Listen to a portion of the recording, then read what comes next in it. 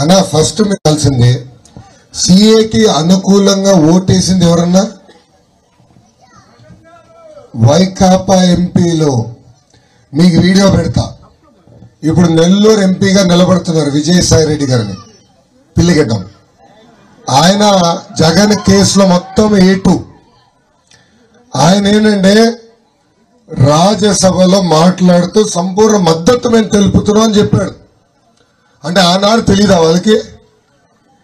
ఆనాడు డౌట్ ఉంటే ఎందుకు ఓటేశారు, ఇప్పుడు ఎందుకు దుష్ప్రచారం చేస్తున్నారు? నేను సభాముఖంగా అడుగుతున్నా, ఎవరు చెప్పారండి మైనార్టీ సోదరులు భారతదేశం వదిలి వెళ్ళిపోవాల్సిన పరిస్థితి వస్తుందని? ఎవరు చెప్పారండి? ఏ పేపర్ చెప్పింది? సాక్షి పేపర్ చదివితే ఆరోగ్యానికి హానికరం అన్నా. సాక్షి పేపర్ చదివితే ఆరోగ్యానికి హానికరం, సాక్షి టీవీ చూస్తే మన గుండెపోటు వస్తుంది. దయచేసి రెండు చూడదు. అది ఫేక్ న్యూస్. ఎవరు చెప్పలా, మోడీ గారు చెప్పలా, పవన్ అన్న చెప్పలా, బాబు గారు చెప్పలా. దయచేసి దుష్ప్రచారం నమ్మద్దు. నేను చెప్తున్నా, మీరు అడిగారు, తప్పనిసరిగా పెద్దలు చెప్తాను. సరైన వేదికలో హామీ కూడా ఇప్పించే బాధ్యత నాది. మీరు అది క్లారిటీగా ఉండండి. అన్నా ఫస్ట్ మీకు తెలిసింది సిఏకి అనుకూలంగా ఓటేసింది ఎవరన్నా?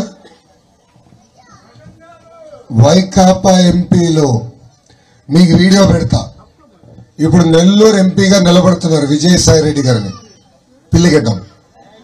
ఆయన జగన్ కేసులో మొత్తం ఏటు. ఆయన ఏంటంటే రాజ్యసభలో మాట్లాడుతూ సంపూర్ణ మద్దతు మేము తెలుపుతున్నాం అని చెప్పాడు. అంటే ఆనాడు తెలీదా వాళ్ళకి? ఆనాడు డౌట్ ఉంటే ఎందుకు ఓటేశారు, ఇప్పుడు ఎందుకు దుష్ప్రచారం చేస్తున్నారు?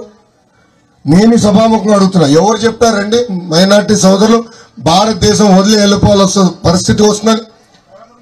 ఎవరు చెప్పారండి? ఏ పేపర్ చెప్పింది? సాక్షి పేపర్ చదివితే ఆరోగ్యానికి హానికరం అన్నా. సాక్షి పేపర్ చదివితే ఆరోగ్యానికి హానికరం, సాక్షి టీవీ చూస్తే మన గుండెపోటు వస్తుంది. దయచేసి రెండు చూడదు. అది ఫేక్ న్యూస్. ఎవరు చెప్పలా, మోడీ గారు చెప్పలా, పవన్ అన్న చెప్పలా, బాబు గారు చెప్పలా. దయచేసి దుష్ప్రచారం నమ్మద్దు.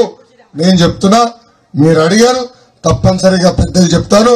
సరైన వేదికలో హామీ కూడా ఇప్పించే బాధ్యత నాది. మీరు అది క్లారిటీగా ఉండండి.